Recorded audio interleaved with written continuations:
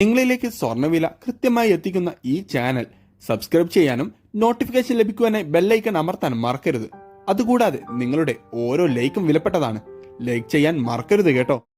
തുടർച്ചയായ വർധനവിന് ശേഷം സ്വർണ്ണവിലയിൽ ഇന്ന് നേരിയ ഇടിവ് നേരിട്ടു. ഇന്നലെ സർവകാല റെക്കോർഡ് വിലയിലായിരുന്നു സ്വർണം വ്യാപാരം നടന്നിരുന്നത്.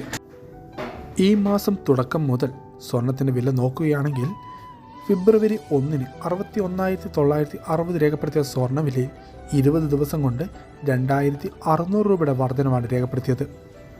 2025 പിറന്ന ശേഷം 50 ദിവസം കൊണ്ട് സ്വർണ്ണവിലയിൽ 7,360 രൂപയുടെ വർധനവ് രേഖപ്പെടുത്തി.